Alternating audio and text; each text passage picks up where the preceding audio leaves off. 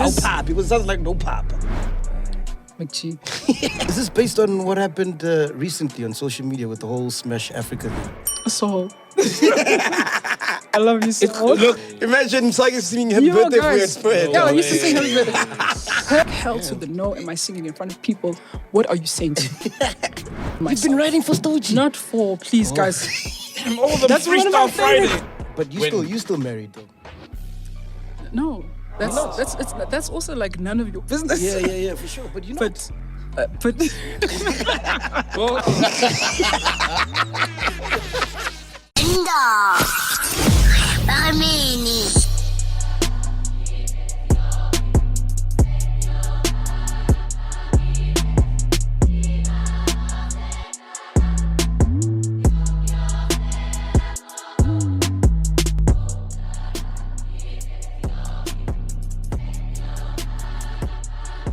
Ladies and gentlemen, it is an honor to introduce our first guest for 2023. Wow, really? Oh man, without a doubt. So this is like one of my favorite artists ever of all time, bro. Oh. Like I got so much love for you, man. Like it's such an honor to be sitting next to you, man. Ladies and gentlemen, please give it up for the beautiful and talented Msaki, aka what's your aka? Masquerena? Msakarina was a girl. That's it. What other AKs do you have? Say that again. Other AKs do I have? It's Msakarina. Samurai. Msakarina was a girl. Yeah. And then the rest are just like ridiculous mutations of that, mostly from my horrible friends. Yeah. Yeah. Sanila calls me Msaki Jena. Msaki Jena. Yeah, all sorts of. I know. That's the beginning of the end. Yeah. And your full name is Asanda Lusasene Mvana. That's what it is. Yeah. So how did you end up with Msaki then? Msaki is actually a nickname from childhood, and it followed me to school because of boarding school. Like I used to be called Nomsagazo, which was because I was just interested in people, and my parents would always have these interesting visitors. They were teachers, and my dad became a lawyer.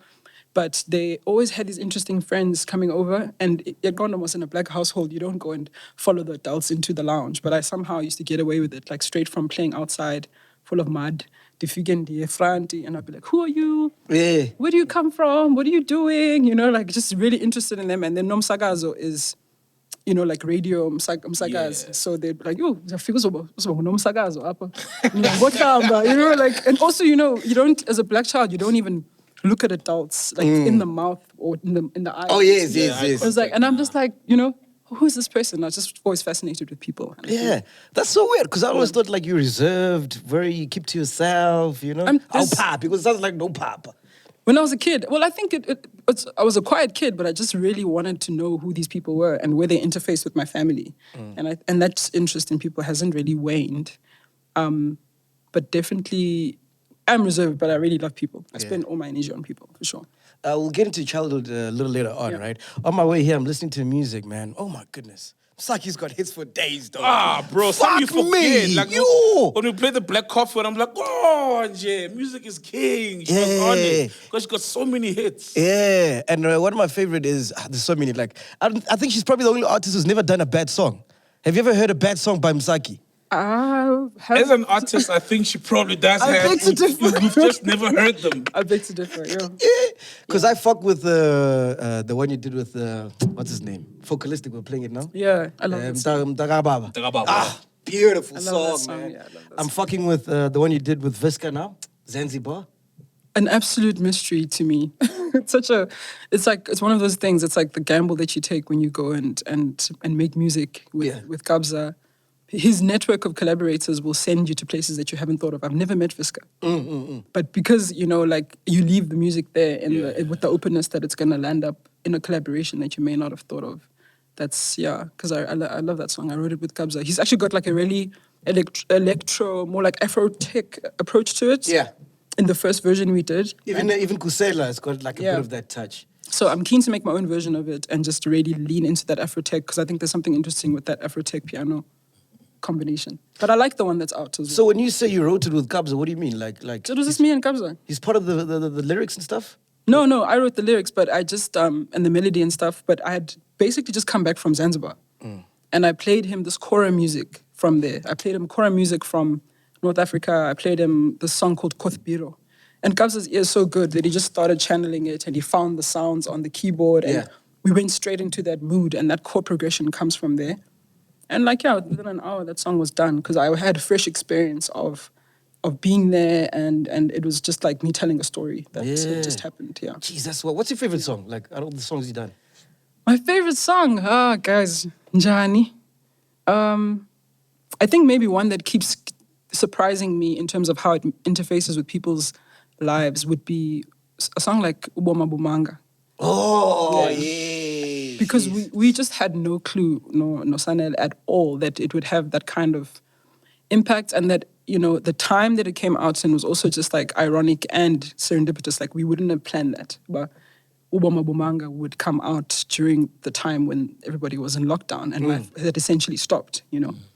And we finished that song just before lockdown, just before I went home, because I moved to the Eastern Cape again to be with my parents. And we had a different life now. You know, we had just left Joburg. And I actually finished, I think just because of the uncertainty, and I have small kids and I didn't want to be away lockdown. from my family. Yeah. I didn't want to be too far away from my family when we didn't know what this new thing meant, you know?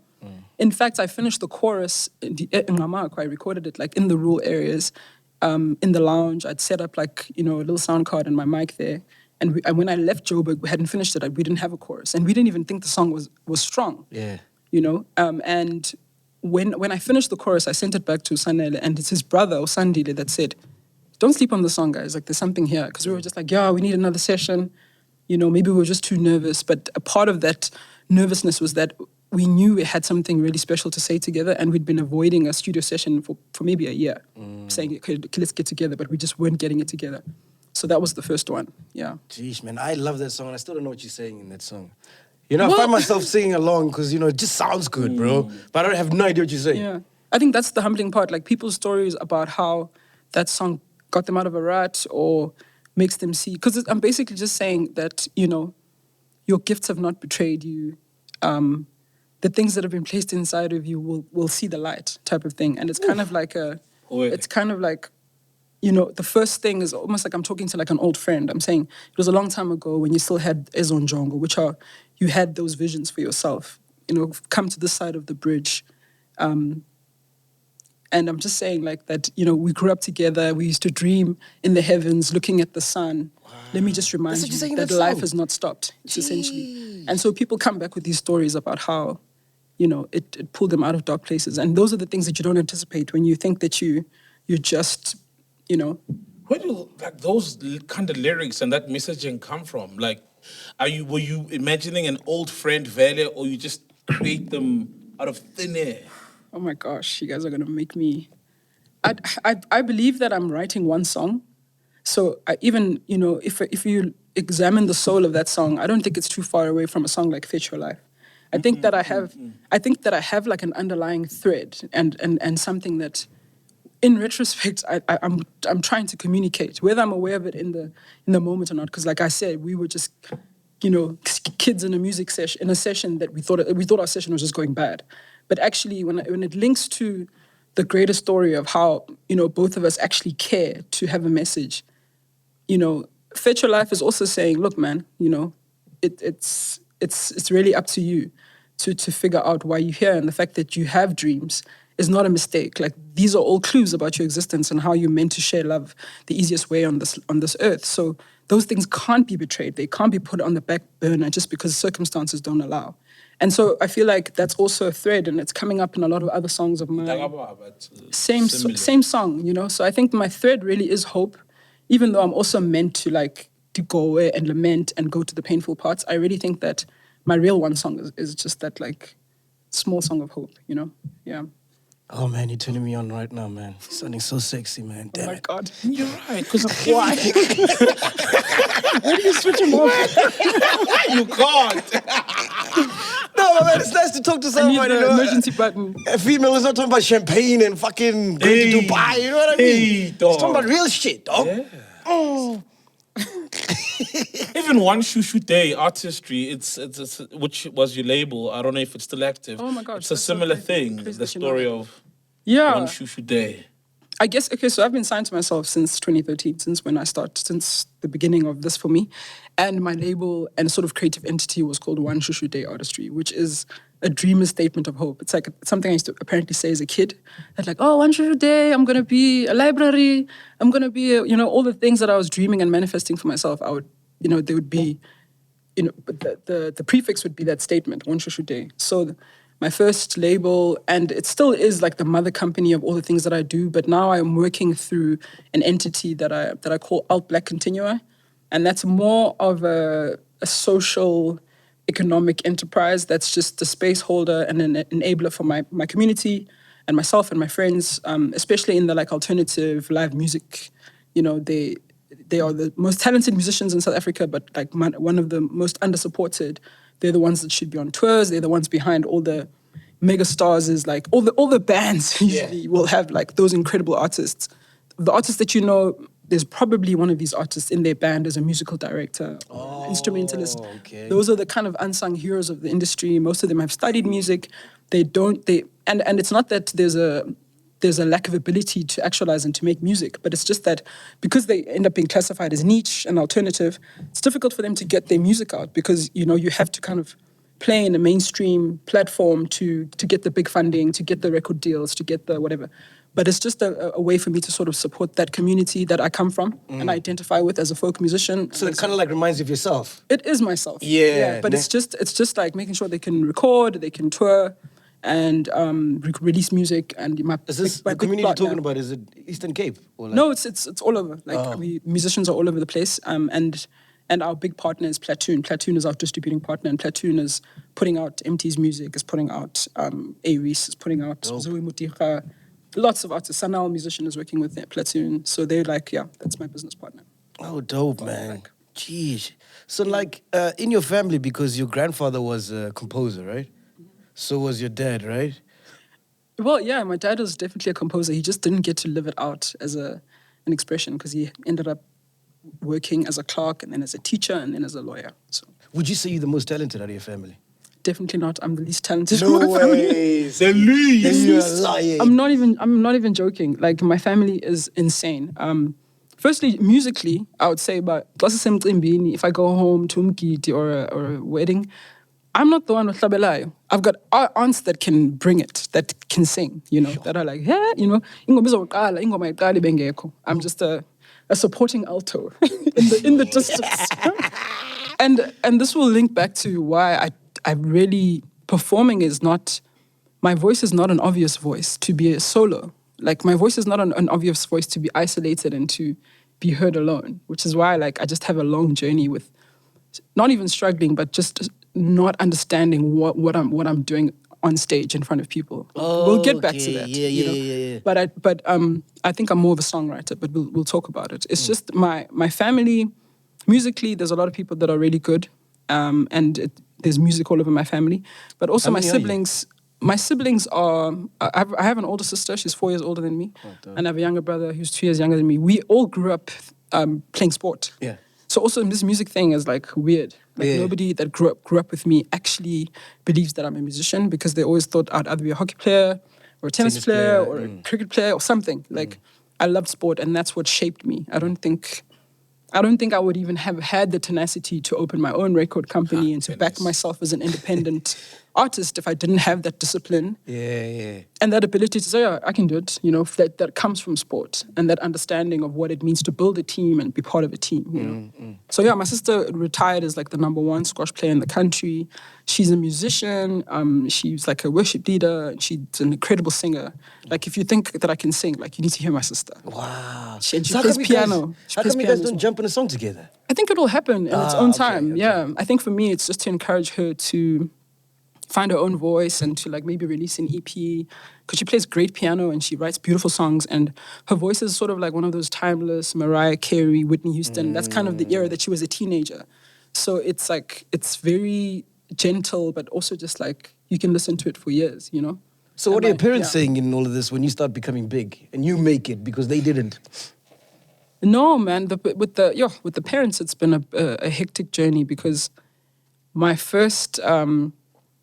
when they first realized that I'm actually a creative, hey guys, it was tough at home. Yeah. Like, yeah, like it was a tough couple of years because for them, all of their examples of people that were creatives or giving their life over to this artistic calling, there were no good examples. You know, I just had like, people that were within the reach of my family, uncles or extended family or friends, just were not able to have a proper life as an independent adult. Oh yes. And the It was minute tough. the minute I moved, my dad is an attorney. When I moved from studying law, which is what I did when I first went to varsity, and I said, look, man, that year of having my own schedule open to me, being able to do my own thing, all of a sudden I realized I'm a freaking artist, I'm a freaking creative, and it started coming out in a sense, you know, in the sense, like not that in a sense, like things that I couldn't make sense of, like in my first year, in the freshers concert, somebody, one of the hackers or the seniors, overheard me singing to myself in the bathroom. Next thing, she's like, "Girl, you got to represent our house at the freshers concert." And I'm like, hell to the no, am I singing in front of people? What are you saying to me? And she almost like threatened / punished me into singing in that concert. Because like, that's the kind of power, you know, when you're a first year and they're busy grilling you and you're doing all those things. So like, I had this ultimatum where I could save my dorm from being punished, or I could sign up for this thing. And I was like, oh, guys, now everybody's going to think I'm, you know, letting the team down if I don't go. And I ended up singing at this first year's concert. And then I get spotted by the university jazz band. And next thing, I'm a vocalist in the university jazz band with like the brass section, and we're playing gigs in town. And this year just showed me that like I'm actually a creative. And the other thing that happened is that I started, like, I remember decorating for one of the dances at school. Like I was really into visual art as well. I like drawing, but it's just something that I suppressed in high school because I just thought being more serious and academic was it, you know? And I just had like a tough time in high school trying to find myself, you know? But first year, everything just made sense. I was like, oh, okay, it seems like this is an outpouring of who I am. And I know that I'm pursuing law. And I'm doing it from a place of like, I've been given a good education and I have guidance and I have support. And my dad used to call me almost like at the end of each week, being like, how are your classes? How's law of persons? Are you enjoying contract law? How's this? And I had someone and it made us closer. So when I said I'm deviating, it was like, I can't help you. I don't know how to help you. And why are you going to no man's land where you're going to end up poor? Yeah. And my parents kind of mised me, you know, when I said I'm making this change. Even your mother? Yeah, they didn't get it. Sure. And I think they were maybe trying to scare me back into making the proper decision, which is one that's a bit sure. But I went and I studied art and design as a way to start saying yes to my creativity. And then from there, it's a long story, but I went from there to studying graphic design. And then my parents were like, okay, it seems like you're really sticking out with this thing, because I even got myself a job as a graphic designer. But it was a really tough journey because I was also at school on like a hockey scholarship. And when my parents started not feeling the change in career, I had to pay for my own fees. I had to figure out everything. And how are you doing that? Those Like, are you doing scholarships? Like these small jobs? How you pay? I worked at Spur. Double shift at Spur on a weekend. No way. Imagine Msaki singing happy birthday for you at Spur. Yeah, I used to sing happy birthday. Happy birthday. Today is the day that you have horrible. Yeah. And it was a weird environment because like I remember fighting with the manager because one pants. It was Upanza, so Upanza is when they smack you on the bum and they're like, oh, it's the Spur way of doing things. No way. And I used to get, they were like, all the girls were getting smacked on the bum and I was like, Hey, Msaki, you can't be here spanking me. And then I got the worst bay, and that weekend I made no money. And I remember being like, this is not the life. But a double shift on the weekend, still having to maintain like a hockey scholarship meant I had to play provincial hockey. I had to play for my first team. I had to somehow have time to do my drawings because I'm now studying art and design. And I burnt out, you know. Sure. And I did go home and eventually like studied at an art and design school that was closer, and then I got a job as a designer. And then my parents saw this struggle and this like determination to be this artist thing. And then they were like, look, go study this thing at a university, don't embarrass us. And they sent me to Rhodes. And that was where I met more musicians. And then the music started coming out more as I explored that degree. I went to go study at Leeds University. I started a jazz band there. And then when I came back, I was ready to be a musician. When did you go to the USA? That's kind of after I was done with my, you know, it was just like that wasn't a long stint. It was just like this beautiful school that had put out a call where they were trying to incubate creatives from all over the world, from different mediums. So think like 900 people applied. They took 30 of us from all over the world. And it was just a weird art school in the woods of North Carolina, like the most random, another group of artists facilitating young artists coming into their own. So yeah, it was like not even that long, but for the first 2 months, they just tell you to put down your tools. And it's like a place of encouragement and learning more about your craft. And I think that's when I decided that I wanted to pursue this life of, trying to spread good messages through music and art. I think that's where it all fell into place for me. And then what was the name of the rock band that you started with? Oh my God. Was it 2008, ne? She was in a rock band, dog. Jeez. Wild. Yeah. These are the decisions this is what happens when you're in a small town, you know, Yeah. because this is me living in East London. This is when I was studying graphic design and trying to study art. The rock band was called The Patience. The Patience. Okay. And it was a collective. It's not a bad name. It was quite cool. We thought we were cool. We were already lame. But we there's a friend of mine, Vinny Mac. He's actually in Joburg now. We've been writing together for 10 years. And he was in that band, and we played with another guy called Rigby Torrente. There was a bit of hip hop here and there as well. It was just like this amalgamation of things. But it was The Patience, as in like the sick people, Yeah. and then the patience Patience as the stuff. virtue. Yeah. And we thought we were so smart. Love it, We love thought it. we were so clever. Yeah. But it never Yeah. made it anywhere, ne? No. Oh, man. Patience died. No. We flatlined. So take me to 2013. What's happening then? What's going on at that time? Because this is when you like start doing this music thing seriously, ne? 2013 is when I end up being booked to play a corporate at the ICC, and it is organized by BMF. Do you know Black Management Forum. Yeah, Yeah, I know It's them. organized by BMF, and one of their partners or stakeholders is, how do I forget this? Because they literally gave me like 100K to do my first my first EP. I think it's the IDs. It'll come back to me. But they run into me at this corporate and they're like, "What are you doing with your life?" Like, I just did a set, like a really short set, 3 songs, in their corporate program. And I said, "Well, I'm recording this EP and I want to get it out." And I had already had like a spreadsheet with the costs, and Yeah. what my launch would cost at the Guild Theatre in East London and IDC. They flew me up to Joburg, and they gave me this sort of non-discretionary fund, and I funded my first EP, paid the musicians for the sessions, and printed like thousands of copies of this little EP that I designed. And so 2013, I just started sharing, moving around different cities, and basically selling this EP from the boot, trying to gather From the booth. from a boot, like boot, 60 rand. I remember this one weekend. Monty, there's this place called Ebhladi. It's just like a bula boot type of Yeah, yeah, situation yeah. where you just park, people yes, drink, yes. and they braai. And I went to each car that was there, drinking, having a party, trying to give them this EP, saying, "Look, this is who I am. This is my music," and just starting on the ground, trying to just get people to know about you, And I think those years just trying to figure out what it's like to put together a live audience and to say, I have these songs. And just figuring out what it's like to be a live performer. Those are the things that I think have carried me. So at this moment, what's the sound like? Is it still rock? The sound is folk. I'm a folk musician. I'm playing guitar and singing. So the songs have got like a little bit of a few violins, mostly guitar and voice, some percussion here and there, a cellist, an oboe player. It's like really random. It's just a sweet little acoustic EP. Very indie Afro folk. That's what I called my sound at the time. Indie Afro folk. Wasn't there SoundCloud? Why did you just put it on SoundCloud? Yeah, it was on SoundCloud. I put it on SoundCloud. That helps a lot. Oh, Yeah, okay. it's still there. Oh, Yeah, okay. yeah. Shit, man, that's wild. And where would you be playing like during this time? Like, Really, really weird barns, strange, small acoustic shows. I was also part of the scene in East London. Like, Yeah. there were poetry circles. This is where I met Barita. This is where I met Spinach, Sahara. Yes, she was Spinach. I look back in those Oh, days. Spinach, Talamanca. Yes, Spinach, Spinach, yes. This is where Barita and I were laughing about it the other day. We literally were like, "Oh my God, do you remember those shows at WSU? The university also organized shows. The African Hebrew community also organized shows. I was part of a group that organized shows at a place called Township Times. It was just really sweet, because I'd come back from studying art and I was home to be intentionally showing my parents that, man, look, I know I told you guys I want to be a musician. Yeah. My fine art and my, just opening that door to creativity has led me to this place where I know I have all of these songs.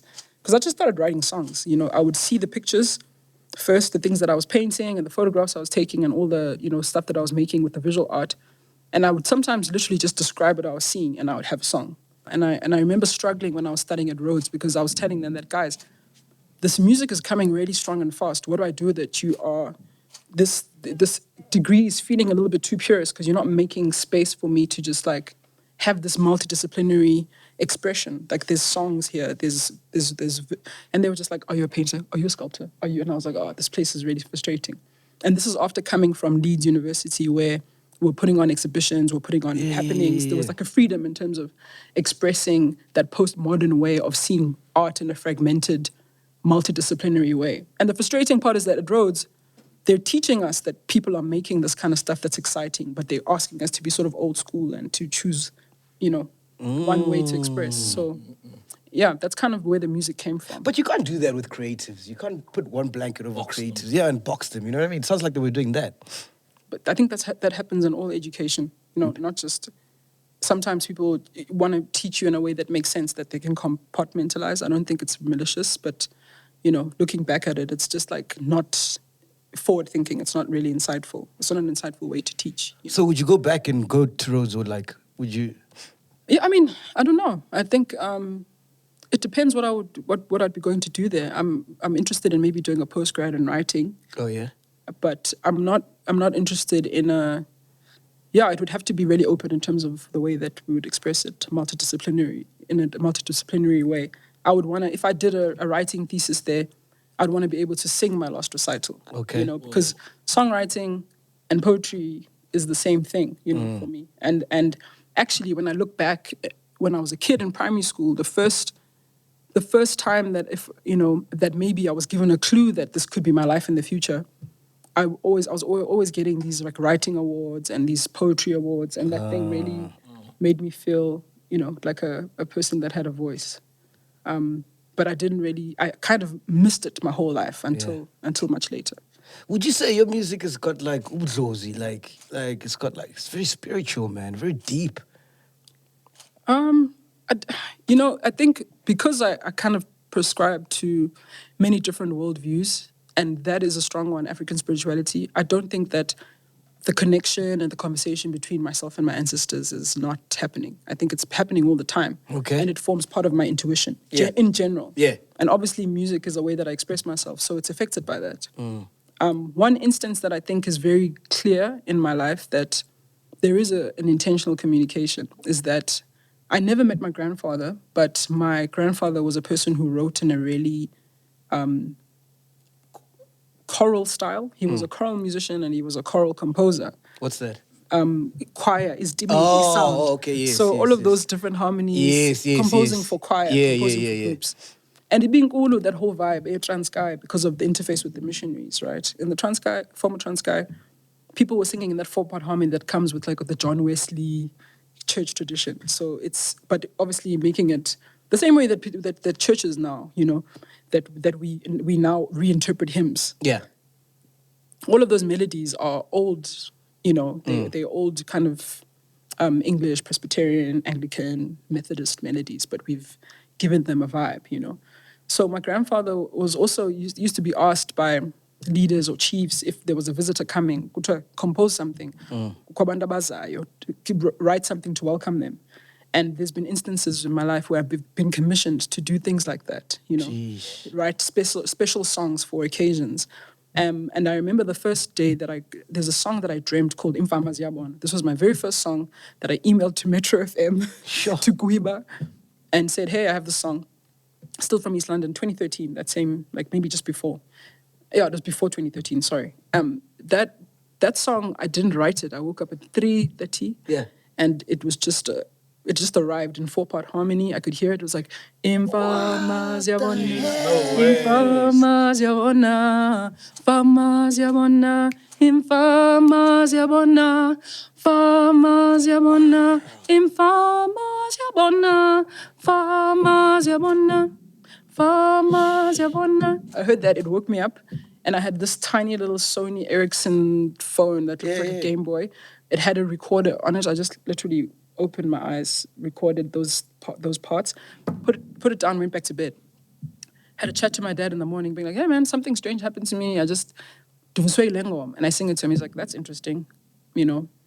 And he alludes to the fact that it's a stimuli. And then he like casually just says, your grandfather wrote like that. And then he walks out the kitchen. Wow. And I'm just like, and I now really, really have accepted it as it was the first communication and as a gift, as like a ready-made song. Because I went and I figured it out on guitar, wrote more verses to it, but I've actually had a few more songs where I've collaborated with my grandfather's music, because I found more songs that he had made through the SABC archives. I found a vinyl in my dad's collection of music that had been recorded by choirs at competitions. And yeah, we have a song together called Tirap that I put out on my last album. This is wild. Are you even human, bro? No, I mean, it is a bit crazy, but it is, man. It's yeah. Because normally when you have a dream, I hardly remember any of my dreams, bro. Yeah, so for you to remember a whole song, it's wild. It started happening then, and it's happened quite a few times since then. So I think there's definitely a gift that's being carried on. And I mean, it's not that deep. It's also like just genes. You know, my dad had the same gift of composing. He expresses it in a different way because he had to. You know, he was growing up under different times. He had to be a teacher and he had to work and he had to be a clerk to take himself to university. Couldn't just become a musician.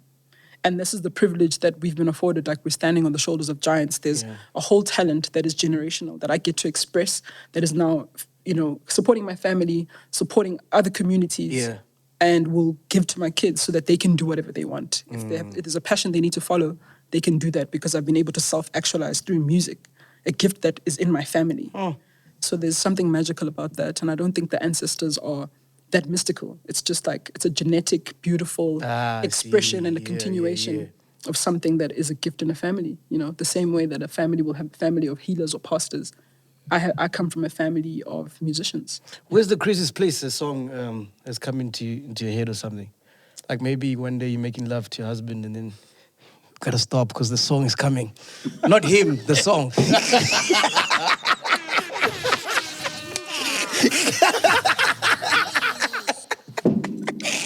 There's gotta be a weird place where the song came, right?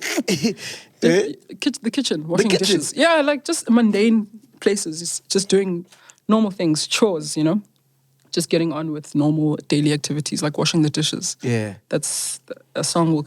Anytime that I give way to silence, I probably will hear a song. I don't think, like my friends that come over to my house will always say, like, why is your place so quiet? Yeah. And I really think that, you know, if I learn how to quiet myself, which I'm still trying to because I've got this monkey mind, I've got a very busy mind. Yeah. Got a lot of energy. But anytime I manage to keep quiet for long enough, I will probably hear a song. Yeah. Is that why you call yourself song catcher? Like you catched it in the silence. I just caught it in the silence. This is why I don't even feel like I write these songs, you know? I honestly think that I shut up for long enough to just stick my aerial up and raise the antenna, and if I catch something, then there is a part of me that is responsible to shaping it. And this is where the songwriter element comes in. I have to train my songwriter. I have to train my musician. I have to learn about how to make the song better. But catching the song has got nothing to do with being a good musician. It's literally got everything to do with my ability to shut up. And also my ability to calm the noise inside myself. Which is why I'm taking a hiatus. But it's literally just like, if it's too noisy, I can't do what I'm here to do because then I'm diva. And it's not even about being quiet. You can be quiet, but your internal world is so noisy that you can't hear anything, you know? And so the rituals and the kind of like, you know, my life to try and keep myself a quiet vessel that can catch songs has got absolutely nothing to do with practicing and becoming a better musician. But there is a responsibility to make sure that I'm learning, you know, about composition and learning about how to think differently about, you know, you do practice the muscle, and then it's a collaboration between the song catcher and the songwriter. Does that make sense? 100%. Yeah. So now, normally some people who write will have a writer's block. What happens when you, maybe for 2 weeks now, you're putting up your antennas and nothing comes through? I love, this is hectic because this is probably one of my favorite things to think about, like just creativity in general. And I think that writer's block, it doesn't have one answer. I try different things. Like if I'm struggling to just be inspired and songs are not pouring out of me, then I do something practical. Then I use the other side of my brain. I activate my left brain. I'm learning a scale. I'm listening to other music and I'm looking at building blocks of something else because you need to keep moving. Writer's block only becomes writer's block and stays and keeps you stagnant if you succumb to it. If you're like, oh, I don't know. Then the waters start getting murky. And so I don't think this is an answer for everyone. But sometimes if like the right brain, which is the more intuitive and the one that is just more flowing, is struggling, do something practical. And then if the practical thing might give you more tools to address, then you might write a different way. Or go and be interested in another form of art. If I'm struggling to write songs, I go to 7 exhibitions. Jeez. If I'm struggling to, and I've never stayed in that place for long enough. There's usually an answer that comes really quickly. If I'm struggling to write songs, maybe there's too much chaos in my life. Yeah. You know, maybe there's something I'm not dealing with in my personal life that is making it difficult for me to be, you know, a proper vessel or a proper aerial, you know? Or maybe I'm too tired. Maybe I'm on the road too much and I'm like not really, there's just all of those things to consider. And I think it's different things with different people, you know? So which one would you say was your first big hit? Because I was first got introduced to you by that song with Moby Dixon, Love Color Spin. Love Color Spin. Yeah. That's I the first time I heard you. That song changed my life. I wasn't planning on being a house vocalist. Yeah. You know, I wouldn't even call myself a house vocalist, but I have such an affinity for electronic music now. Dance, I've really gotten into it in a way that that is genuine. Like I really want to carry on pursuing my writing in that space. Because I know you didn't want to do the song with Moby Dixon. No, I didn't. I was like, no, I'm just busy. You know, I think I had like a show at a little theater, the Arts Theater in East London. It was around the time I was hustling and trying to show my parents, actually, this is why I started at home, because I could have just gone to Joburg. Yeah, and been like, I'm going to be a musician, bye. You know, but because we had just had the scare of like, I don't even want to call it a scare, but it was just like this mistrust of the industry because of things that were happening to people like Zahara and other stories that you were hearing. My parents were just like, yo, can you not just do something else, you know? But I tried to be at home, to have these shows, to organize this thing so they could see that it's not that scary. It's not, this life of being a musician or an artist is actually, it can be dignified and it's not that bad, you know? And so staying close to home, I was trying to win them over still into my world, you know? And it worked. They started coming to my shows. They started seeing that I could have a future, you know? And part of that was also those small shows at the Arts Theatre. That was like a small little venue that took us seriously, gave us good sound, started allowing us to be more theatrical. You could go with a band. You'd be able to make some money at the door. And Moby started following me when I was putting on these shows in East London. And he came... So he's from that side as well? Yeah, he's from East London. We went to the same high school. Oh, dope. Yeah, he was Mabin Tuli in high school. Like, really like... such an interesting character, like super reserved, but also like really sure of himself. Yeah. Yeah, it was always been a sweetheart. And I remember him coming to my shows and being like, the girl, when are you coming to studio? And I'm like, for what? And this one day, after that show at the Arts Theatre, he convinced me to go to his studio, which was like 15 minutes outside of town. And I literally had no time for it. I did one take. I was just like, listen, I'm trying to go home. You know, I don't want my parents to think I'm out here twerking. I'm trying to go home now. And I just whipped out like a draft in my little tilili, you know, those phones that have 20 messages. Yeah. I'd been writing something in the draft and I just whipped it out, freestyled this thing. Wow. Left it there. It hardly sounded like anything to me. Like I think I did like one take, did a take of ad-libs, one take of harmonies, and I was Done. like... Peace. 30 minutes, I was gone. And Moby, you know, testament to him and his production skills, put together this beautiful song, you know, and I was just like, whoa, there's something here, you know. And this song is the reason why Black Coffee hit me up. It's the song, it's the reason why the Revolution Brothers actually hit me up first. I did a song with them next. That was my next house song with yeah. So Moby really did, I still perform that song at all my live shows, and people go insane. Yeah, it was massive when that song came out. Everybody was like, who's this? You know what I mean? And how was it like working with Coffee? Man, that is legend, that for me, that is also a profound part of my journey, because I met somebody who was equally obsessed with like the creative process. And I think between us, we probably sent that song "Wish You Were Here" to each other 31 times. Jeez. And I also learned something about energy and creativity, where, you know, he would have just come off a show somewhere in LA or Ibiza or in Tulum, and we'll use that energy from stage to go and produce a little bit and get the song a bit further. I'd get updates at like 3 a.m. in the morning, 2:30, and probably next to Diplo, one of my favorite creative collaborations. Wow. He's up there with, like, Sanel has become someone that I really love working with, but my first two interactions, my first interaction with Nando Botnati was just that, like, he's really committed to finding the soul of the song. Oh. And it wasn't even a matter of, maybe our 10th version could have sounded good and it was good enough to release. Maybe even the second one. But he just wasn't, he was just like, this can be better. And I remember the first 10 versions, the chorus was heavy. I had a lot of words in it. Oh. And he just kept saying, it's missing something. And he knew that it was more like taking away what was there. And he would update the beat, the bass line, and change something in the drums, and he would send me an update. He's like, this is how it feels now. And I would feel something else. I would change something else because the conversation was just this ebb and flow, and the song grew really organically, but we knew that it wasn't done. And so we did sessions over, like I did the first session in Hamburg, then I worked in it again in Berlin. I was like on this like Euro tour with my band, and I kept improving it here and there. And then the very last session I did was at Solistic in Joburg.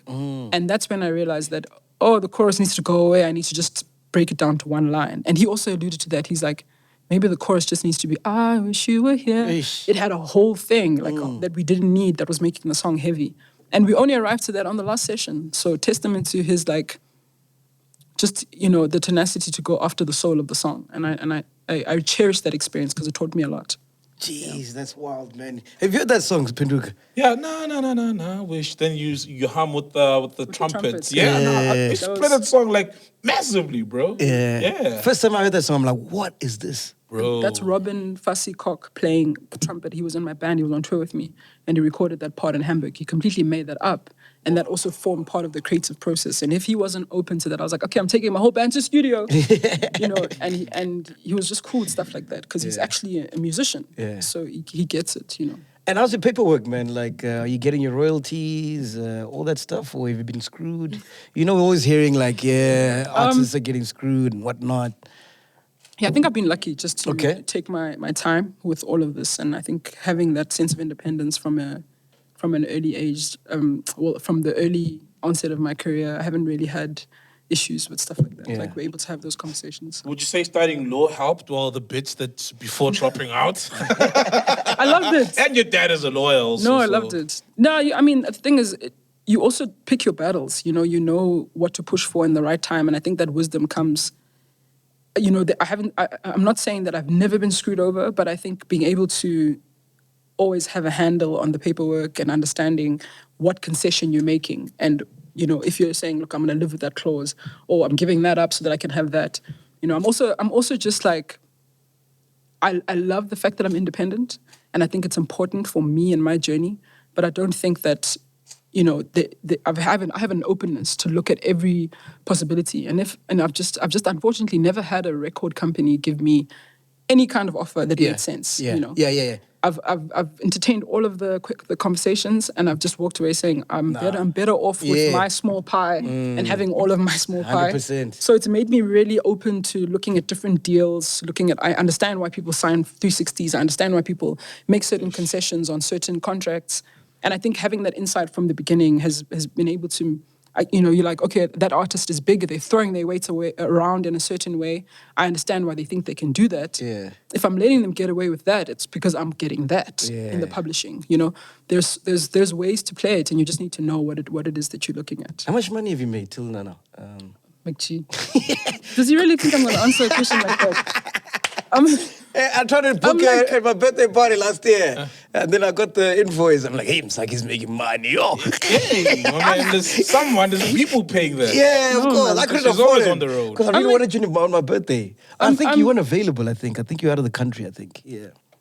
But live music, unfortunately, isn't it's not cheap. Isn't the place to make the real money. I think for me, songwriting is where I'm able to build into these different revenue streams. Even if I want gigging. Gigging is the lowest form of income for me. Jeez, that's wild, eh? Because normally it's the other way around. Songwriting, the thing is, if I could only just write songs and compose, I wouldn't be unfulfilled. I think that's my first love. And I work a lot like in film. I write stuff for, all these Netflix specials. I do a lot of like music for picture. I do a lot of music for adverts. That's kind of like, I love a brief. And I think this is from my graphic design background. I love restrictions within creativity. You give me a brief, I'm thriving within those parameters. So like being told to write a song because this is the outcome and this is the vibe, this is the direction creatively, this is what we want as a response commercially. I love that kind of stuff because I studied, I essentially studied art direction and graphic design and a more commercial way of directing your creative process. Not just like What are some of the big nudes. songs that like you did that we're not aware they by you, be it for another artist or as you say like Netflix or pictures? I mean, I've written a lot for like artists like Kelly, Ladies Amar. Ladies, Lots of art, yeah, and I've done some ghostwriting for the hip hop boys. No way! I will die before I tell you. Come on! Guys, it's an interesting. Are you writing the raps or like the melody or what? Different things. And there's some where I get to like be on the outside, and I'm I'm doing some work with Stogie T now, where I can name myself. You've been writing for Stogie? Not for, please, guys. All the freestyle Fridays. That's one of my favorite. No. I'm right. No, I'm fucking with you. Stogie, I love Stogie so much. No, I got to actually work with him in LA on his new project. Yeah. And I'm not writing for him. I'm just writing with, I'm writing choruses and stuff like that. But I love that. That's also like, I wish I could do more. I feel like the hip hop boys are sleeping. Sleeping. But it's fine. Like, doing some work. Who do you like? I like Blackie. Blackie is good. I have time for Blackie. I have a lot of time for Blackie just as a creative, I think, and just as a person, he's just a great guy. Loves music. So you're from a small town. You sound and look like a purist. You're just doing this for the pure love. A purist. Right? Am I lying, Pinduk? Yeah, she's a definitely. purist. Yeah, you're not here for the fame or the money, right? It's like a calling, right? All the celebrity culture. Yeah. Yo, guys. So when you come here, dribbling me, bro. when you come here and Love Color Spin becomes big, now you're working with Black Coffee, Black Motion, all these guys. How does the celebrity thing? How do you adjust to that? I don't think I've ever adjusted to that thing, hey, because it really. If I can describe myself, honestly, it's like if you can think of a devotee, I'm a devotee to the craft. Yeah. The byproduct of this thing has now gotten me people interested in my personal life. Yeah. That shit is mind blowing, and I understand there's a part of it where it's like, yo man, it comes to the territory, just take it in. Yeah. But I'm actually like, well, firstly, you need to understand that I was writing songs, and I really wanted to express something that was like tied into greater creativity. Like I said, like with the art, and it was just like, I have the story to share, and I wanted to reach the consumer in a way that it is not damaged, which is one of the reasons why I decided to be an independent artist. I just wanted the soul of the song to travel from the place of inception, which is just my bedroom, in my own quiet time, to the consumer or the person that needs to see it without like marketing getting involved, without like a suit saying your skirt's too long, you're boring us, without someone saying, yo, we need to whack the auto-tune on this thing and you need to go, 75 million BPM so that it can fit with the current sound is this. I was just like, I want to skip all of that. If I learn the whole value chain, I can protect the soul of the song. Yes. And that is how I became, the back-end person. Yeah. And so now, having been careful, trying to keep my whole life out of the freaking media space so that the focus is always the music. Now getting to a place where people are like, it comes to the territory that people are digging. And also just like being exposed to how like being in the space now makes it difficult to be human. People are flattening you in the sense that like they're not going to hold you in the same dark and light and the same 100%. grace that they hold themselves. All of those things I find it a little bit disturbing, and I hate it when it happens to my colleagues, and I don't think it's fair that like just being gifted or focused on something to the extent that people know you now makes you a victim to when they're bored and they turn you into cannon fodder for their own boredom and their own insecurities, and literally are like It's like we're tired of you being just a musician and just being focused on your craft. And now we want to make you a spectacle. And I'm just like, does it really have to be there? And if it comes with the territory, this, my friends, is the territory that I'm checking out of. Yeah. Respectfully. Because at the end of the day, what I would like is just to be a devotee of the art. So that's why I'm like, I'm taking a break. Like, I'm good.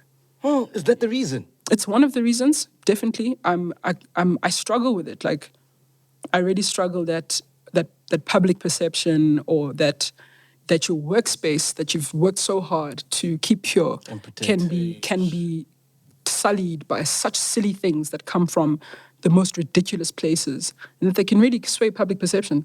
I'm not saying that I'm running away from that and that it's going to make me more immune, but I'm also saying, look, I'm paying a price for being here. I'm paying a price for showing up at these shows. I'm spending less time with my kids. I'm making a sacrifice because I feel like I have to carry some of these songs myself. All the songs that I write, some of them I have to sing myself. I know that when a song like that arrives, I'm like, okay, I know you don't want to be singing all the time and in front of people, but this one you have to carry to the people yourself. That's a sacrifice. And now if the byproduct of that means that I'm being, Ridiculed. bullied for fun, then I'd rather not do that. I'd rather be a soccer mom and write songs. Is this based on what happened recently on social media with the whole Smash Africa thing? It's part of it, definitely. But also, like, I mean, on a production artistic level, maybe I can tell you guys more about why I'm trying to see if it's worth my time to be completely on the road and to be completely exhausted. I also realize that there is a blessing, in being in demand to perform live. And I'm completely grateful for that. And I think that, like, I don't really have a lack mentality about that. This is my moment and my moment is only now and I'll never have this moment again. I need to go out in full force and take every single gig and go everywhere where I'm needed. I do think that I paid my dues last year and did that as much as I could, only to understand the, like, performance landscape. But now that I get it, I think for me, it's to think about places to perform and share the music that understand, like, the kind of value that I want to share in terms of production. I'm struggling a lot to be able to share myself fully with, like, the props I want to do and the visuals and the multidisciplinary stuff and the music and the production.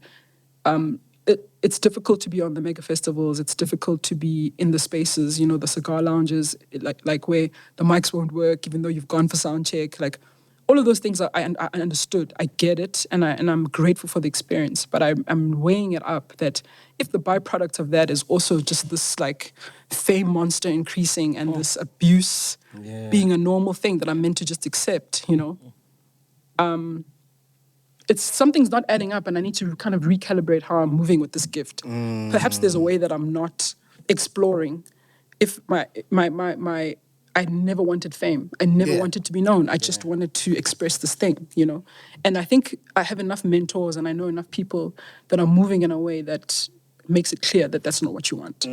So I have to just kind of sit back, and I'm taking the year to I'm not performing this year. I'm doing my last show on the 2nd of April, and then I have to do this for this show in June, at the end of June at the National Arts Festival, because I'm the Standard Bank Artist of the Year for music. And that is a space that I really respect because I've been going there since I was a kid, and I want to honor that invitation also because they let me exhibit my art, and then I get to do the music, and it's really just like getting me as a holistic artist. But you're still going to make music, right? I'm going to take a break and just, like, be with my kids. Msaki, we need you, bro. Guys, honestly... Just as about to send you a beat, bro. That's why we're having to listen to you. You want songs? I'm really so hurt. Like, I'm so hurt by it. Everything. I'm hurt by it. And what's sad is all the people who need your healing, because you're legit like a healer through your music and stuff, and the people who need, because I think there's people who need your music. There's people who've been carried through dark times by your music, and it takes away from them. You think so? Yeah, if you're not putting out any healing. But also, soul. If you think about it, if I'm saying I'm bruised and that I didn't see it, I didn't see this as a consequence of me loving my craft. I need to take a step back so that what I'm doing is coming from a place that isn't,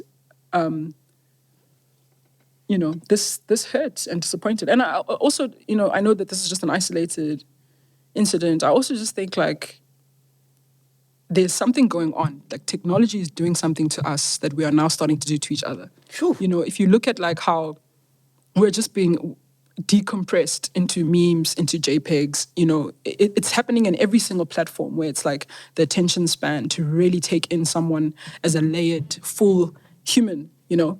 You need to, you're reduced to one line, you know. At this point, I'm reduced to a title. I'm a homewrecker.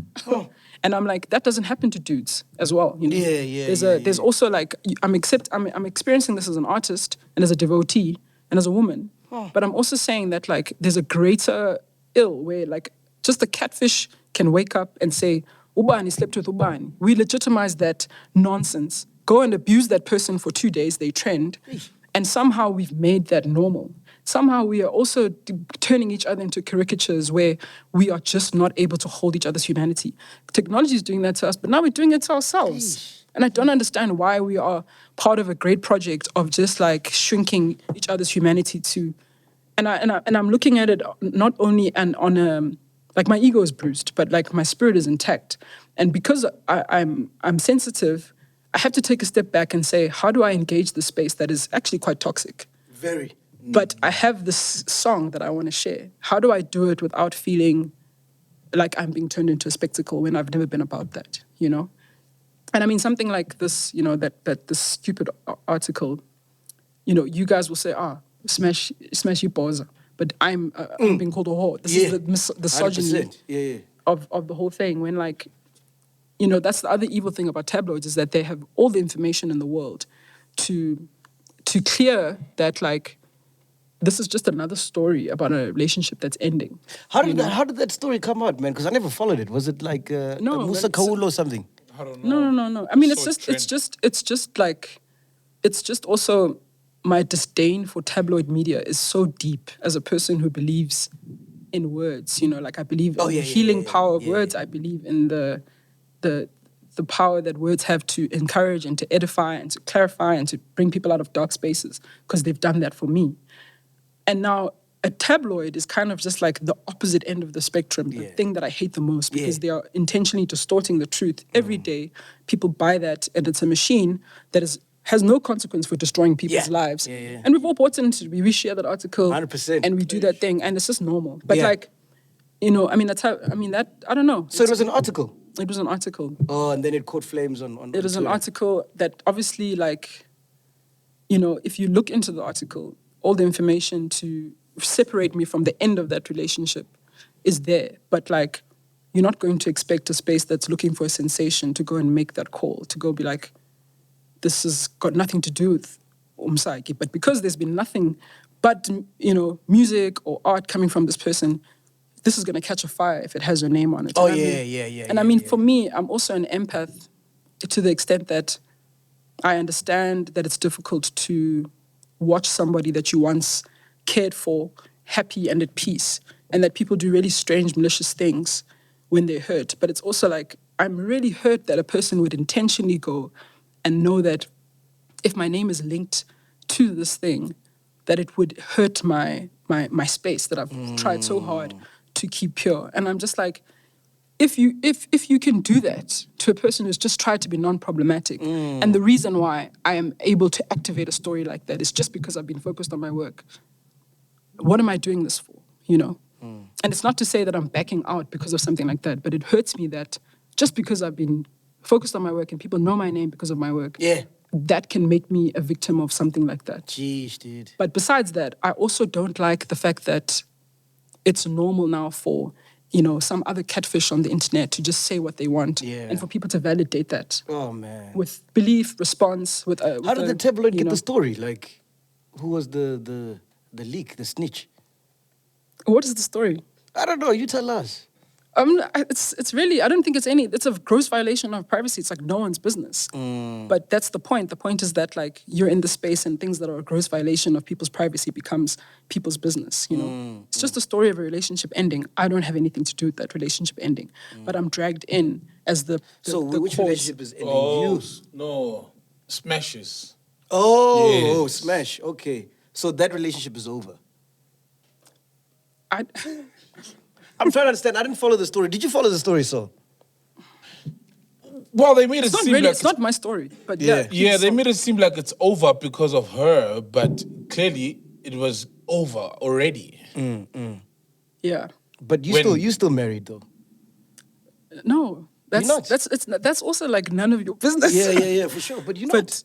But Well, she did say no. That's wild. it's rough out here for a thug. And I know Smash. We used to work together at Y. Yeah, Did all you work of us with used him? to be colleagues. Yeah, All colleagues at Y. I could see why you'd get with a guy That's- like Smash. No, man, this Smash is a great guy. Yeah, He is, Yeah. yeah.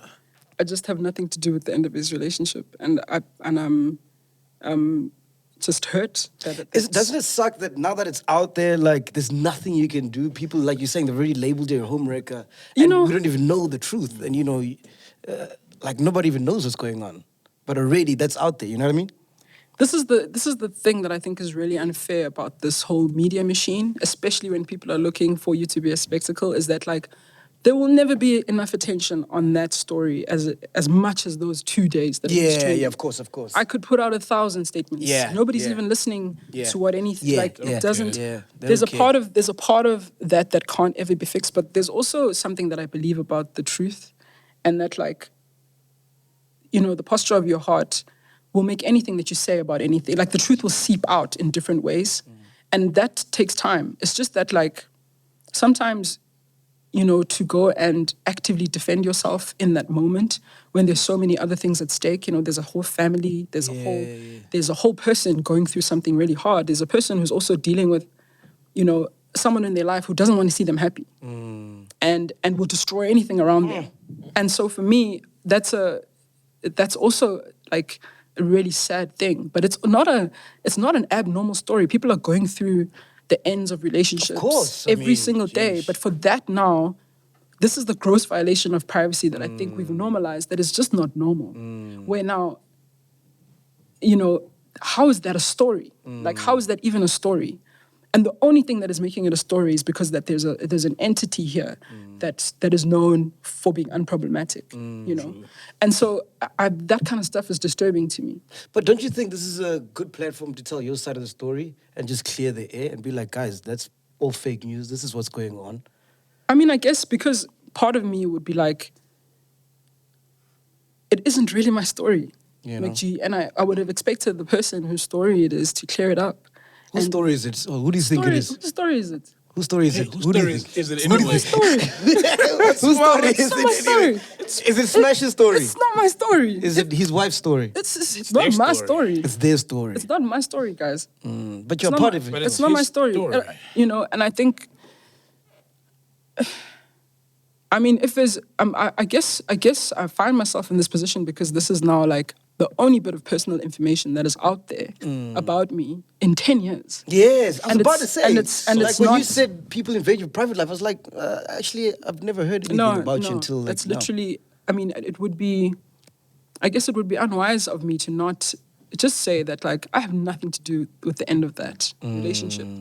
And I'm appalled that like, firstly, media with information. I mean, like guys, people attempting to divorce, people divorcing, that's a public document. Like tabloids are so dodgy that they will go to police. Oh, they yeah, will yeah, go yeah. to They police- camp out there, yeah. They'll go to police stations, look they've got- at statements, or they've got snitches, Informants. and will pretend that what you've written on a statement saying, "Oh, my dog got lost on the 17th of April," they will pretend that they had a conversation with you and they will quote you. Yeah, yeah. Tabloids are quoting people that they haven't spoken to. It's appalling to me that people will take that and think that those timelines and that truth is not being distorted. And for me, it hurts that like I get caught up in a story, and the person whose story it is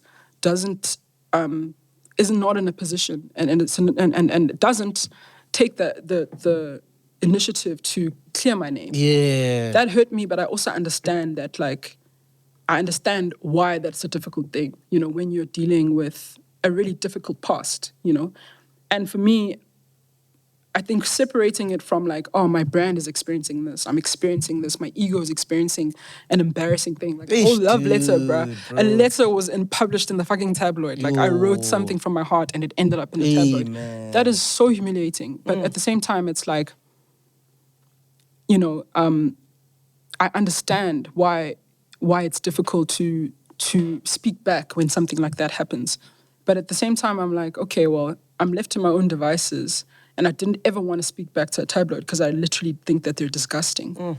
But if now my space is tainted and I'm, can't even post about a gig without someone saying, "Homreka once," I think for me, it's like, if the facts are available, public documents say when people file for divorce. If people have not been living up in the same place for a year, that information is there if you want to find it. If you want to maliciously make me the cause of the end of a relationship, when people have been divorcing or doing whatever they're doing, and if the relationship has been clearly over and everybody knows it, and it's clear from me even speaking to this person or knowing this person or spending time, and it's a very clear distance, and everyone knows that, for you to go and conflate that intentionally because you can't deal with this person's happiness, that is like another kind of evil that's a fitting collaboration for a tabloid.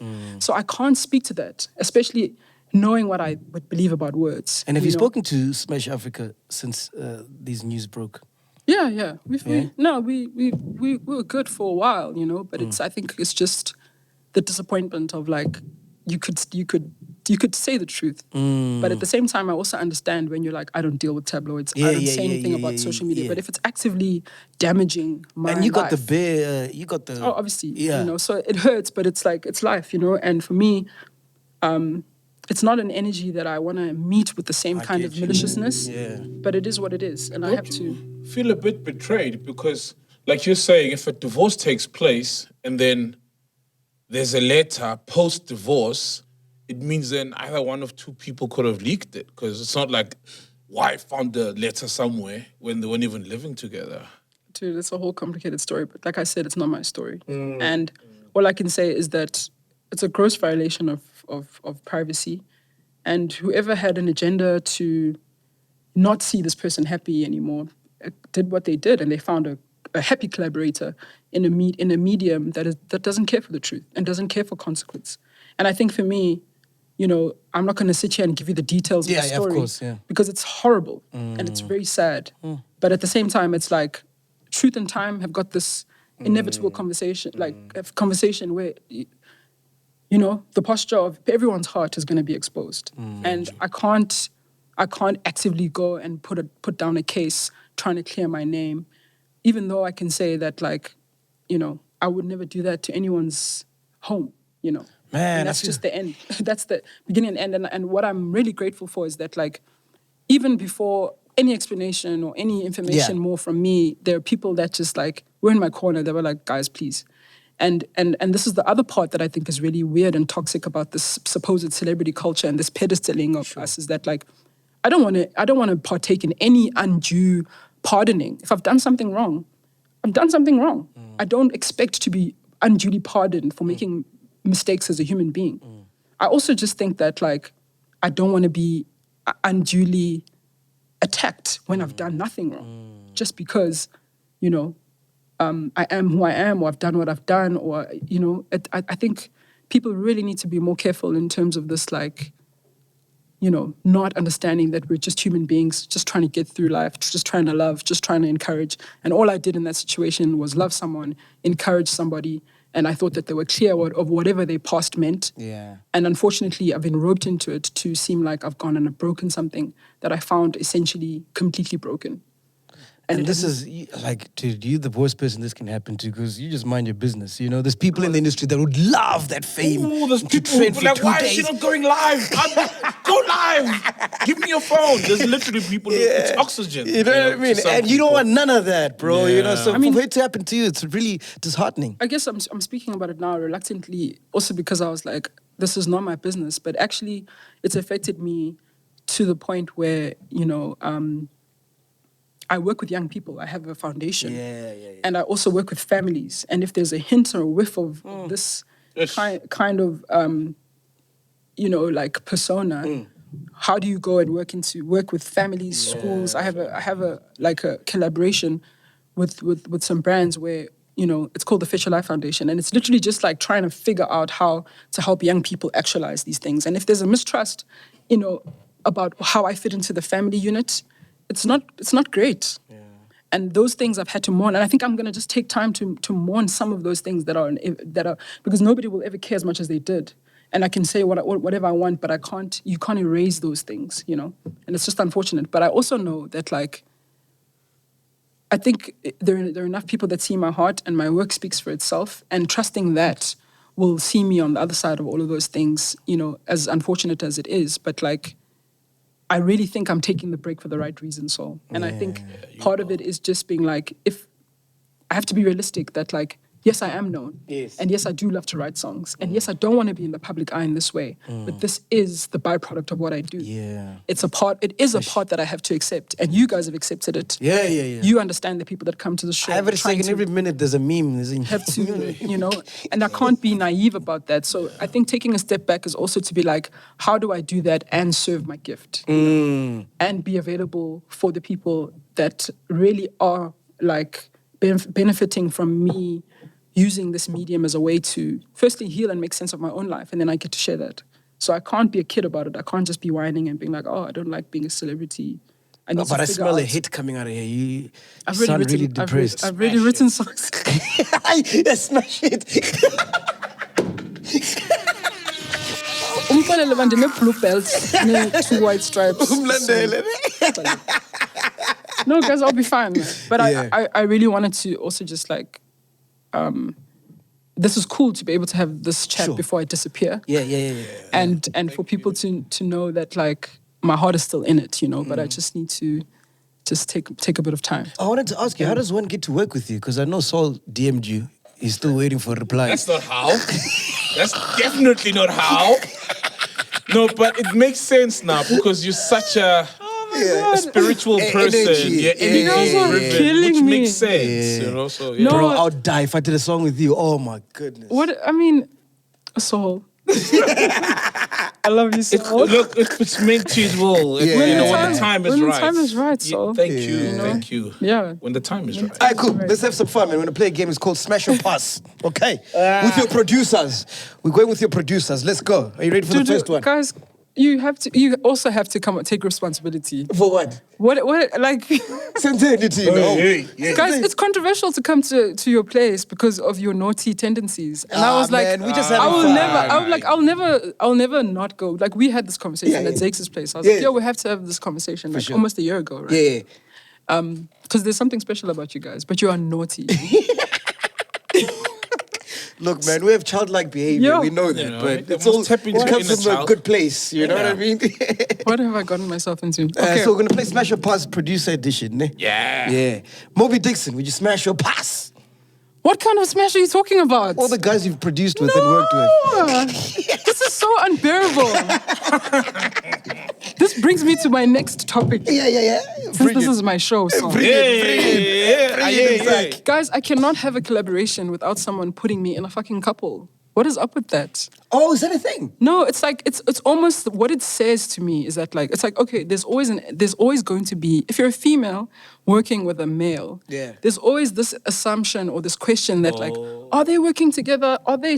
I've never felt that. No, Yeah, about me you. I've too. never felt Like, that about guys, you. it's The guys literally- you collaborate with. Yeah. People What have I'm- said you and Prince KB. No, I mean, like, Jeez. no, bro, it's disgusting. But it's also like, part of it is that, like, unchecked bias of that weird, like, surely for them to be working together, it's because there's some intimate whatever. And that's also just saying that we don't think that women are talented enough. That's the actual chat is that, like, we think that women are kind of talented. They're good enough to be the vocalists and the hundreds and thousands on the sprinkles on top of the beautiful, like, you know, of the genius that the man has produced with his fingers and his keyboard and his mind. And then the woman So will we're not come. playing this game? What the heck is this game, bro? Why would I? These are all my brothers. Firstly, No, but let's just this have is some gross. fun. Let's just have some fun, though. How? How am I getting?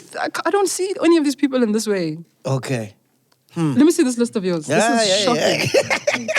So, please come up with another game. It's not happening.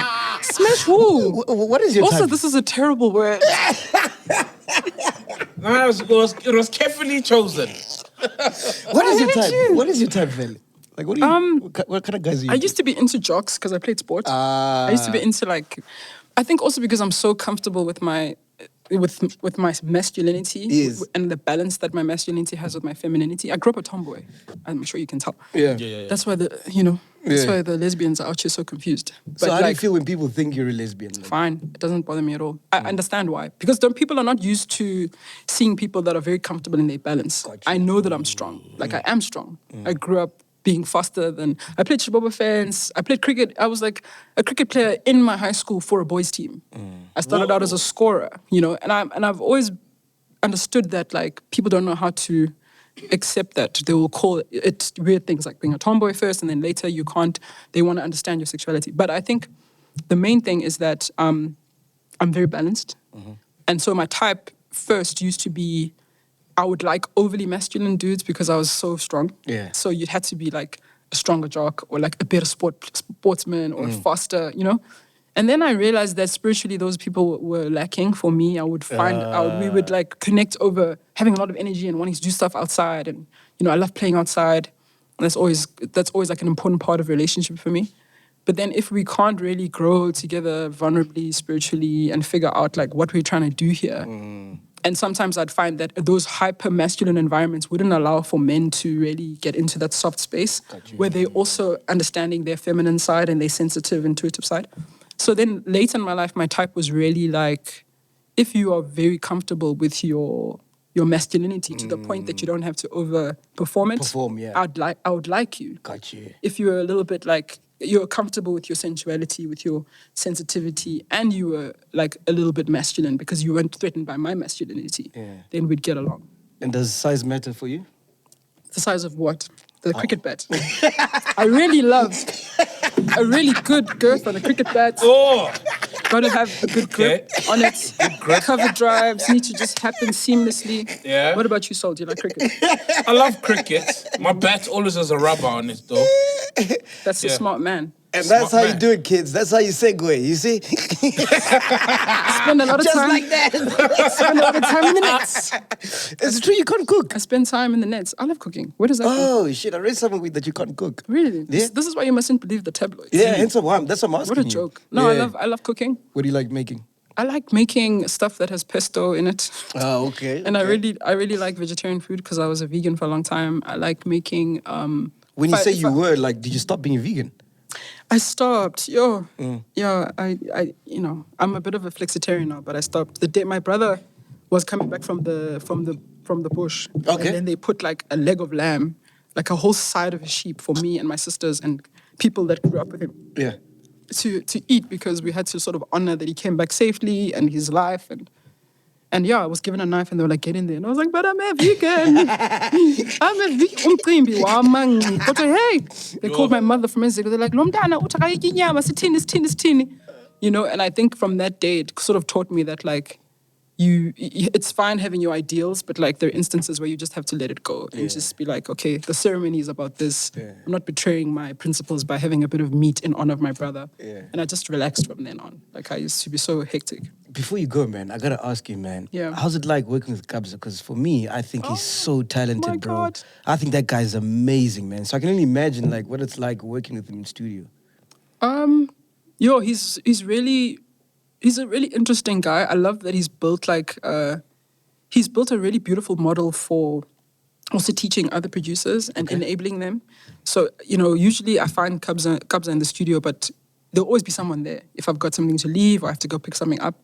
But working with him personally, there's a different touch. When he walks into the room, something changes. Wow. His touch on the keyboard, even if someone else had an idea that was budding or he had started something and left it with a younger producer, when he comes back, there's something that he's got, like a creative outlook and a base, that's just very genuine. Thanda umculo, la chap. Sure. Thanda umculo, and I really respect him. And I think he's done something really, really strong for the industry. And when you guys are cooking, it's too special, much. He's really special. How did the Diplo thing come about? Oh, man. He's another one of my favorites. I love Diplo, man. What an interesting guy. He's actually one of the sweetest. He's a bit of a chakra hunk. Yeah. Yeah, and he's very sensitive to, people's journeys. And he's actually been one of the most supportive people in terms of my ambition to grow as a songwriter. Yeah. I think my ambition to grow as a songwriter is 60%, and my artist ambition is 40. Okay. That's kind of how much I love Yeah. songwriting. Yeah. And he noticed that immediately when we interacted. He had been DMing me, and I wasn't really big on like Instagram. Yeah. And a friend of mine took a screenshot. Diplo DM'd you. I think I missed it for a year. Whoa! And then a friend of mine I think I posted something about coming to LA, and then he wrote on the actual post. Yeah. And then a friend of mine screenshotted that and sent it to me. He's like, "Are you doing a song with Diplo?" And I was like, "Who's that?" And then I went and I realized that I've been listening to Diplo through his project LSD, Yeah. which is Labyrinth, Sia, and Diplo. Sia is one of my favorite songwriters in the world. Yes. And they're homies and they work together. And so I think I realized he's been trying to reach out, and then I messaged him back and I told him I'm coming to LA, and then we just hung out in Malibu, and we've probably got like maybe 15, 20 songs between us that we just worked on. Wow, that is wild. But he also is great because like he'll check stuff out, and he's like, he will send it, he'll pitch it to, you know, Justin Bieber, to Rihanna, and there's been a few songs where, you know, like I've heard them back, some of the demos in their voices, and he's really just encouraging as well. Like really, he's really about the art. He's, you know, and I think he's got a great ear. I think he's got a very, I know he's a personality that splits a lot of people, but I think he's got an amazing ear. Yeah, He gets something about Yeah. like music in different genres, you know. Yeah. So you're telling me you could have done a song with Rihanna and Justin Bieber? Dude, Rihanna apparently thought my shit was weird. She's like, I like this, but this girl is weird. What is that lyric? and he's like, she's strange. Yeah. And Justin, I think it just didn't work for his, what is this album? They did Justice. Yeah. Didn't work, but I like the fact that like I can pitch to them. Wow. And I think I want to just really focus, you know, one day I want to write a song for John Legend or for Adele, or just Msaki. because I think there's space for that, like just that storytelling, like just that guitar or piano and voice. Everybody, even the pop stars, just need a song where it's just grounding and it's just like speaking from the heart. And I feel like there are a lot of musicians that can carry that song further, you know, than I could as an artist and as a voice. How does that happen, man? Where you having conversations with Justin Bieber and Rihanna in the same sentence as you? Is it like purely on your work or connections, like because you met so and so and so, or it's like they just fuck with your vibe? I think it's a bit of both, and I think this is the beauty of the back end possibility is that, you know, when you are represented by the right people, even having a good publishing company that can maybe send your demos to Rihanna's people, that's one thing. Like that's why I'm signing with a publishing company in the States. But outside of that, that's a random, you know, friendship with someone like Diplo who can probably get an answer from the artist directly. And if the artist is excited about the song, the company needs to listen. And I think for me, I just want to spend time just exploring those possibilities and spending a lot more time in LA, just also learning how to be a better songwriter. Because those are pressure cookers. Yeah. You know, like in a session, in one day I can do like 20 songs with like 3 different producers. And that's just kind of like the muscle that needs to be trained. activated. And my love is songwriting, and I wish that we had a more inclusive, collaborative songwriting culture in South Africa, because that's like, we would see different levels of projects because we're expecting artists to write their 4th album, like without help. Like you just wrote your first 3, like let someone else write with you and support you through that and get your voice out. So if I could do that more for female artists in South Africa, I'd also be happy. Just hold space, just tell their stories, help them tell their stories from different angles. You know, but record companies don't want to spend on the artists. They don't want to spend. They don't want to invest in their pre-production. You know. Locally, who are some of the like those female artists you listen to and you're like, yo, if I could just write for you. Well, you know, luckily I get to, like, Tanusa was one, but I get to hold space for her in different ways. You know, and I want to do more of that for her. Shoma Josie is definitely one. I also started working with her. I just think she's so special. She is. And yeah, I think she's a generational talent. Ami Faku is one of my favorite songwriters, storytellers. We really like are good friends, and we have a strange relationship with each other. Like, you know, not as often as I'd like, but whenever we do, we're just always reminded that like we get along. And I think naturally, like we've had so many songs that have just happened by hanging out with Sanal. Yeah. And if we were more intentional about it, I think we'd do a lot of damage. Yeah, I know you would, definitely. You know, so I'm, you know, hoping for more time with people like that. I love Shakana as well. And in Africa? Good. Shakana is one of my favorite voices for sure. And in Africa? I mean, I would fall over and just faint if I could do a song with Iris Star. I love Thames. I love Angelique Kidjo. I love Gordo. there's just so many artists, and I think this is the thing, is that like they're all within reach. Asha, Yeah, Asha. she actually reached out. She's based in London, and all of these people are one person away. And I think for me, it's like what I like about the back end songwriting space is that there's not a lot of blocking. People are like, oh, you made this session easier. I need you to go and help with this session. Yeah. I need you in Asha's session. I need you in that. Whereas with the artists meeting ego to ego, Yes. the contacts aren't flowing as easily because people are just seeing themselves as brands that are fighting for a space. And it's an illusion because Ami has her own space, Shakana has her own space, I have my own space. Everybody's got their own space. There's no one that can take anything away from anyone. There's nobody that can replace Atande Somazwai. There's no need, you know what I'm saying? And I think that's why it's easier to collaborate when you understand that. When you understand that a collaboration is there to enhance the thing that makes that other person the most unique. You're there to highlight the unique selling points of that artist. And I love collaborating. That's why I will always be like happy to do a song with someone and to, help carry their story or strengthen their project. Have you ever said no to a song and then it became big? Yeah, I have. Which one? I think something that the Kifness sent me. Oh, okay.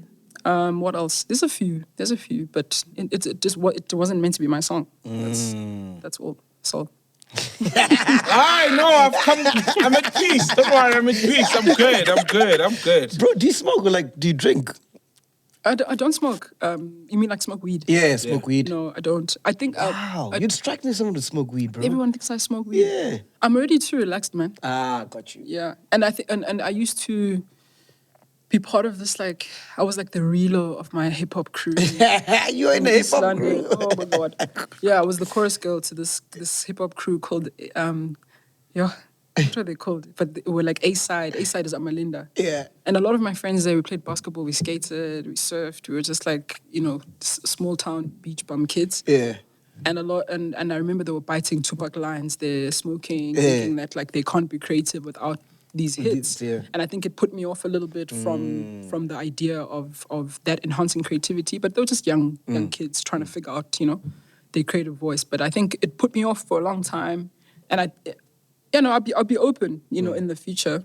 But I just think my creativity is independent from that. And you've never dabbled into mushrooms and... I've had a really good shrooms trip, and I would do it again. Yeah, it was very enlightening, and it was very. I learned a lot about myself, and I think there was I traveled very far into my spirit in that short space of time. So I would do it again, but I think it just needs a really controlled, safe environment. Ah, man, if you've done shrooms, I gotta do shrooms, man. Msaki has done Yeah, it sounds like ayahuasca. It reminds me of that ayahuasca experience. Did you do ayahuasca? No. We were told about it by a good friend of ours. Eugene. We felt like we were doing it when we were telling the story. Yeah. I'm open. And do you drink? Yeah, I mean, it's not a big part of my life, but it's, it's not... I'm not allergic to gin. I'll have the odd gin. I'll have a good glass of wine. Yeah, man. Yeah. Fuck, man. It's been awesome having you here, man. Msaki, you're such a beautiful soul. When it's all said and done, what do you want to be remembered as, yeah? Oh, man. I want to be remembered as one of the most encouraging people to have worked in this artistic space. When I come back and I'm a bit more healed soul, I hope to write more songs that are just... encouraging, and also just collaborate with other people's bravery and wants for themselves to be better. Because people are like, I heard Fetch Your Life and it saved my life, it helped me quit my job. And I'm always like, guys, you were so close already to taking that leap that changed your life.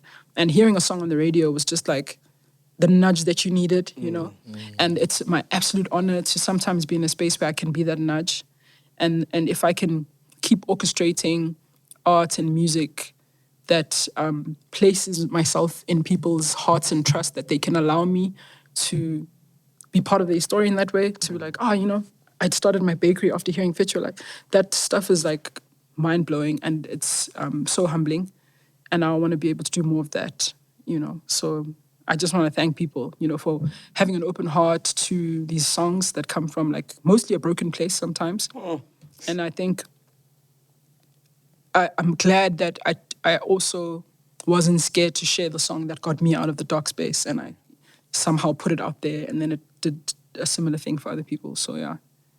So because you heal people, who heals you? I don't know if I heal people. I collaborate with people's intention to heal themselves. I'm a space holder. You know, I'm a vessel of the potential healing song. But like, you need to be open to healing. Who does that for you? I have a really, I have a really beautiful relationship with silence and my inner world. I think, my relationship with just like the magic of life and this universal song, which I think is orchestrated by this greater force of love that I seek out. Like I try and try to tap into that. I try and figure that out in small ways, just keeping quiet, Dude, That's the space that heals me. I also think that I get those messages in my intuition to move a certain way. And even this decision is part of that intuition saying, this is not what this gift is for. Like, you can do this in a better way. And you can figure out your life as a devotee in a slightly different way. And I think those are the things that heal me. Other people's music heals me. Friendships heal me. I've also been spending time with Jesse Clegg, and his dad was one of my absolute favorite musicians, and I'm discovering that like that way of being is also transferable, in generations, and friendships and relationships can heal. I haven't really thought about it like that before, like who heals me, but I really think that I get every opportunity for my spirit to remain intact. And the things that remain fractured and broken are not that important. Like, what is an ego? Like, what is a brand? Like, all those things can be rebuilt. Yeah. But like, the spirit still remains resilient. And the fact that there's a chance to move forward to the next day, there's a chance to still have the audacity to hope. That for me is the power of art and the magic that we all like connect over those small little things. Like, why do you care about my music? And why do I feel like it's important to come and honor your gift and being here to say that there's a gift that you have for sure by letting people I'm still trying to find it, but be themselves. It's there somewhere. This is one of the spaces that unflattens us. That whole project of decompressing ourselves to ourselves so that we can be caricatures and JPEGs and memes, and we're reducing ourselves to like one word so that we can share. Because if you think about compression, you can't share anything that's full or interesting or detailed. Yeah. You have to compress it. Yes. It won't go. You can't upload it on the internet. You can't put it on. It'll say, your video is too heavy. Yeah. It's containing too much information about a person's fullness. It's reducing ubuntu. So if there's a space where I can come here and say, I'm hurt that happened. Or I'm saying, actually, the reason why I write songs is this. You're providing a space that is doing the opposite of what technology is doing to us. And that's part of why I think it's important that people come here. Yeah. And we need more spaces like this, You guys need to stop with those silly games. Hey, the game. We take you. You got to lighten up, We take you with your good and your bad. Light and shade. Because we're whole experiences. I can't reduce you to your blind spots. I can't reduce you to the moments where you've made mistakes. Yeah. True. You know what I mean? True. And y'all have fucked up. All the time, man. Fuck up is my middle name. You're not perfect. Hey, Perduka, you got a question there? Yeah, your visual art, man. I'm curious about that. How do we access it? I'm gonna invite you to some shows. I'm gonna have more time, right, on my hands now that I'm not getting choked by the mics of Kitela Lounge. I love you, Kitela Lounge. Yeah, I'll do an exhibition. I'm gonna do something with the Boto Project Space, which is the space that Nelson Makamo started. I'm gonna do something in LA with some friends there. I'm obviously putting on this exhibition at the National Arts Festival. And my album launch was a whole 10 installation walking concert with visual art that I had made at Nyrox. I did a 2-month residency where I made work and I built sculptures and I made installations. So, some people got to see that, which was really special. But that's literally my heart. That's like, that's who I am, not just an MP3. Bro, do you have fun, bro? Like, do I seem serious? Yeah, it seems I play golf. Yeah. Like, could you go to a club and get shit-faced and pass out by the toilet? No. You can't, ne? Not really, but like, where's this place? There's this place, what is it called? Damn. There were people dancing on the DJ booth in, this place, Seoul. Anati took me to this crazy place and I was like, what is Anati the producer? Place? Anati's outside. What? He took me to. He was hosting this one night, and it was this. Oh, please come back to me. Oh, What God. area? Maybe we can help you. What area is it in? It's close to Keys Avenue. Rosebank. Nostra. Is it No. Nostra? No. I was just like, this is a portal into another dimension. And I do not live here. Yeah. But, I mean, I can have fun. There.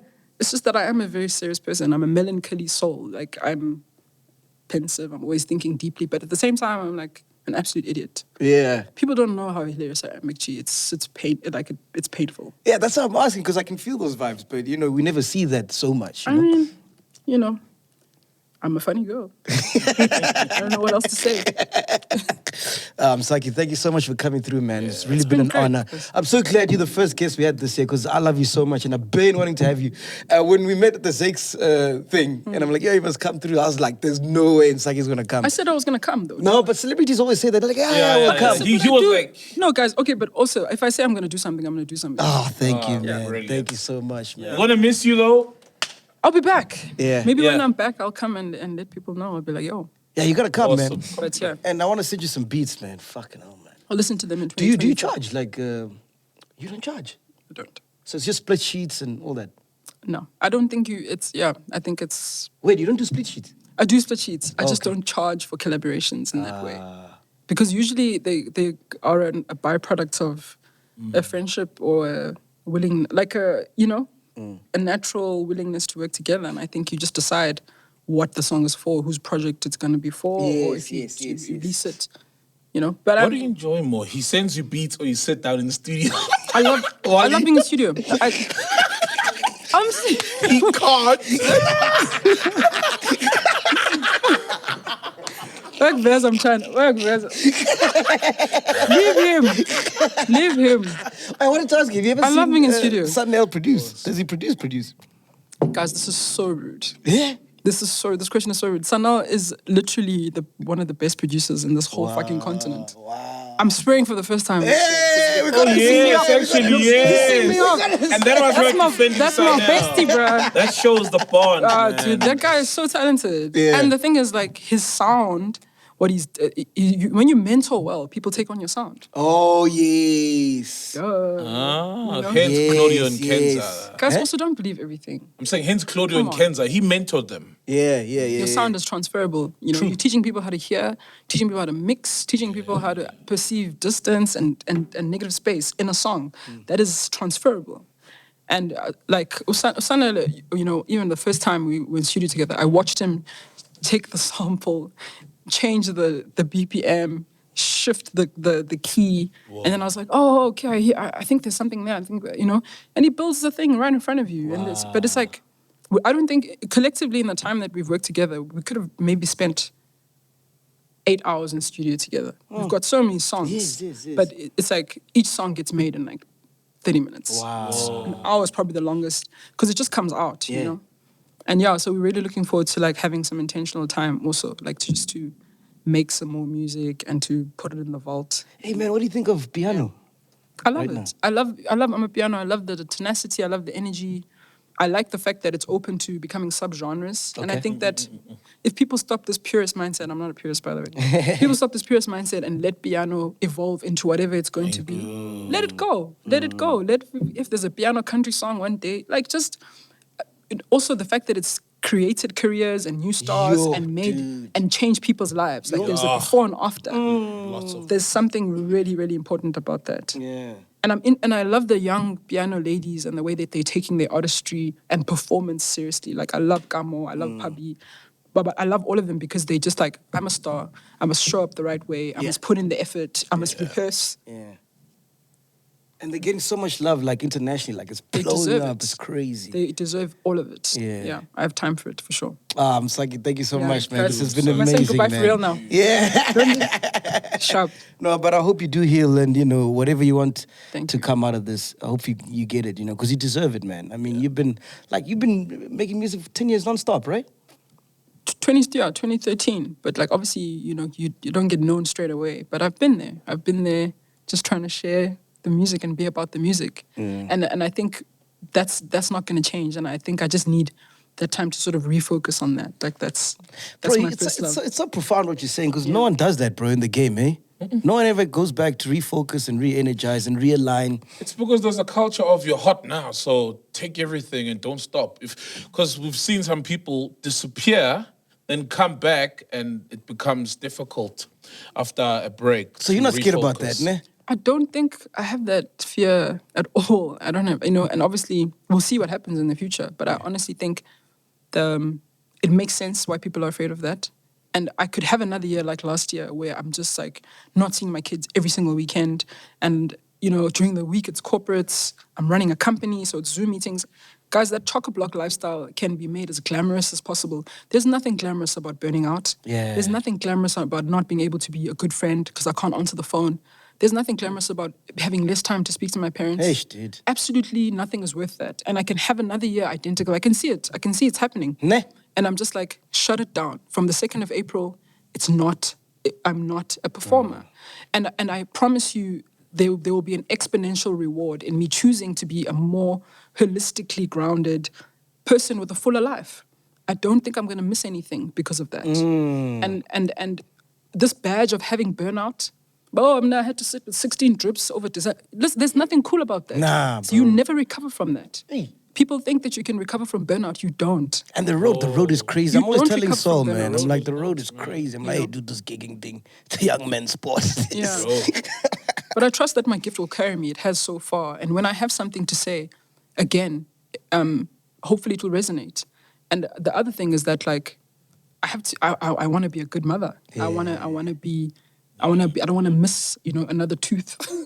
I don't want to miss another. How many kids you got? I have 3. 3. Oh, dope, Yeah. dope. Yes? That's Okay, all right. yeah. No, it's fine. But yeah, those are my babies, and I'm like, it's a big part of my growth as a person, and I really want to be present for it, And I think I'll get rewarded for that, choosing more time with them as well. Yeah, Jeez, man. Beautiful. Wow, we could talk with you for like days, man. guys, it's like Right? I don't want to leave. Give me some gin. Thank you so much. Msaki, we out here, man. Podcast and gin. Oh, yeah, by the way, before you go, man, here's some gin for you. Gifts. There we go. Some gin for you. Thank you. And also a pair of shoes from Via, Oh, who are this is sponsors awesome. today, yeah? This is a proudly Look at you local brand, making yeah? making lick and everything. Yeah, these kids need nappies and shit. Thank you. Yeah, we This gotta is pay school fees and amazing. stuff now. Okay, should I check these out? Yeah, these are yours. These are yours. These are awesome. Proudly local. Amazing. Yeah. You're size 8, Can man. I Dudu do- told me you're size 8. These look, I think I'm a size 7, but these look like I'm a size 8 in a hockey boot. Oh, so maybe okay, this cool. will fit. Yeah, no, if it doesn't fit, let me know and then we'll get you another pair. Thank you so much. But thank you, man. We're out of here, Thanks for podcast having and me, chill. guys. Thank you for coming, man. Peace. We're out of here. Boom. Sure. Welcome to Black Excellence. Do not fear, for if you do, just sip on some grandeur.